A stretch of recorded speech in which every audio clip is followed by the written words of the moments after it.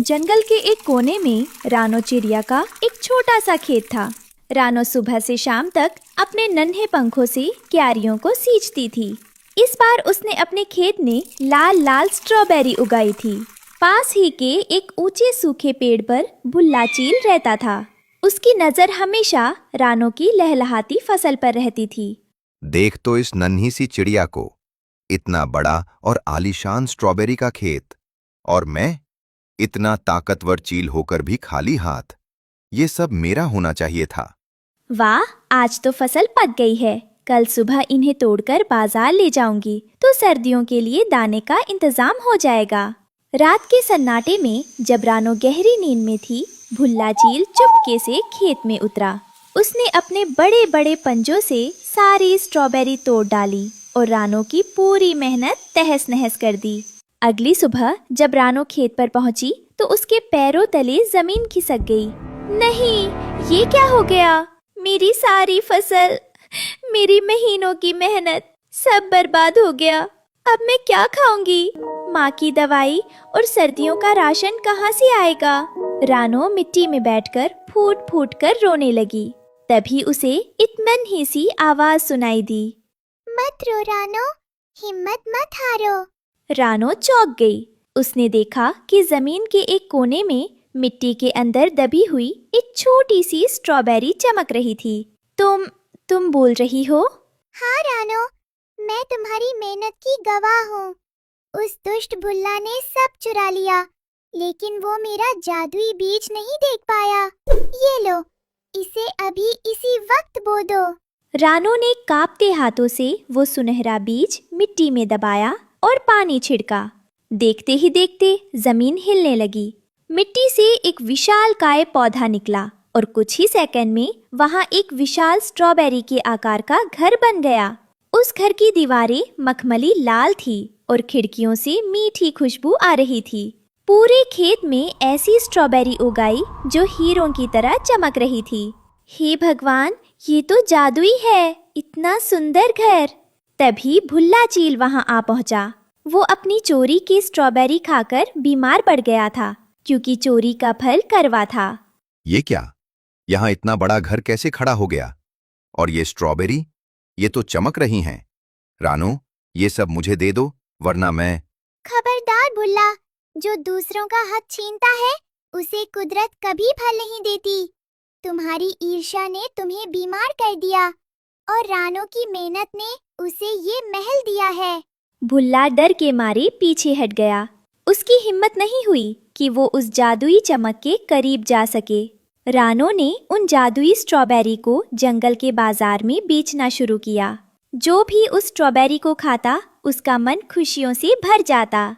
वाह रानो, ऐसी मीठी स्ट्रॉबेरी तो मैंने आज तक नहीं खाई। ये लो इसके बदले सोने के सिक्के। रानो, हमें भी ये जादुई फल चाहिए। इससे तो बीमारियां भी ठीक हो रही हैं। देखते ही देखते रानो पूरे जंगल की सबसे अमीर और सम्मानित चिड़िया बन गई। लेकिन उसने अपना घमंड नहीं बढ़ाया। उसने भुल्ला चील को भी माफ कर दिया और उसे अपने खेत की रखवाली का काम दिया, ताकि वो मेहनत करना सीख सके। मुझे माफ कर दो रानो। मैंने समझा था कि ताकत से सब हासिल किया जा सकता है, पर आज समझ आया कि असली जादू तो नेक नियत और मेहनत में होता है। कोई बात नहीं भुल्ला भाई, अब मिलकर इस जादुई बगीचे का ख्याल रखेंगे। रानो चिड़िया के जादुई स्ट्रॉबेरी हाउस की चर्चा अब 7 समंदर पार तक पहुंच चुकी थी। भुल्ला चील अब बदल चुका था। वो खेत के ऊंचे पेड़ पर बैठकर पहरेदारी करता था। लेकिन अचानक पूरे जंगल में एक भयंकर सूखा पड़ गया। नदियां सूख गईं और सारे पेड़ पौधे मुरझाने लगे। रानो, अनर्थ हो गया। दूर दूर तक कहीं पानी की एक बूंद नहीं बची है। अगर ऐसा ही रहा तो हमारा जादुई बगीचा भी सूख जाएगा। घबराओ मत भुल्ला भाई, जब तक हमारे पास जादुई बीज की शक्ति है, हम हार नहीं मानेंगे। लेकिन पशु पक्षी प्यास से तड़प रहे हैं, हमें कुछ करना होगा। तभी उसी जादुई स्ट्रॉबेरी की आवाज दोबारा गूंजी। रानो, संकट बड़ा है। ये सूखा साधारण नहीं है, ये एक दुष्ट जादूगर कौवे का शाप है, जो तुम्हारी खुशहाली से जलता है।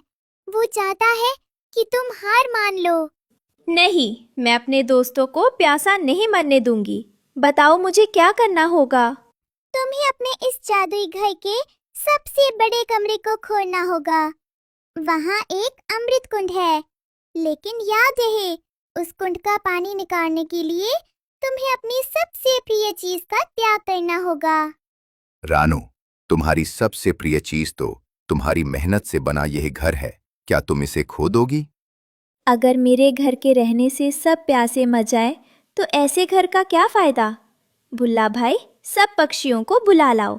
आज रानो का घर सबके काम आएगा। भुल्ला ने पूरे जंगल में मुनादी कर दी। हाथी, हिरन, खरगोश और हजारों पक्षी रानो के स्ट्रॉबेरी हाउस के सामने जमा हो गए। रानो ने जैसे ही जादुई कमरे का दरवाजा खोला, पूरा घर कांपने लगा। मूर्ख चिड़िया, अपना घर नष्ट मत करो। मुझे ये घर दे दो, मैं सबको पानी दे दूंगा। चुप हो जा दुष्ट, तेरी चालाकी यहाँ नहीं चलेगी। रानो, तुम डरो मत, मैं इस कौवे को देख लूंगा। रानो ने जैसे ही कुंड को छुआ, उसका सुंदर स्ट्रॉबेरी हाउस धीरे धीरे पिघलने लगा। वो घर अब एक विशाल मीठे स्ट्रॉबेरी के रस के झरने में बदल गया। अरे देखो, ये तो लाल रंग का मीठा पानी है। कितना स्वादिष्ट है। रानो, तुम्हारी वजह से आज हम सब की जान बच गई। जैसे ही सबने वो जादुई रस पिया, सबकी प्यास बुझ गई। और ताज्जुब की बात ये थी कि जहाँ जहाँ वो रस गिरा, वहाँ दोबारा हरियाली छा गई। सूखा खत्म हो गया। घर तो चला गया, पर सब खुश है। तभी आसमान से फूलों की वर्षा हुई। रानो का त्याग देखकर जादुई बीज ने फिर से चमत्कार किया। धरती फटी और पहले से भी भव्य हीरे जैसा चमकता हुआ स्ट्रॉबेरी महल खड़ा हो गया। रानो, जो दूसरों के लिए अपना सब कुछ न्यौछावर करता है, उसे कुदरत 2 गुना वापस देती है। अब ये महल कभी नहीं टूटेगा। देखा दोस्तों, ये है हमारी रानो। और कौवा भाई, अब तुम कहाँ हो? भाग गए ना डर के मारे? उस दिन के बाद रानो और भुल्ला ने मिलकर जंगल में एक मुफ्त पाठशाला और अमृत प्याऊ खोला। अब रानो सिर्फ एक किसान नहीं, बल्कि जंगल की रक्षक और रानी बन चुकी थी। भुल्ला चील अब उसका सबसे वफादार सेनापति था। भुल्ला भाई, क्या कल फिर से नई फसल बोनी है?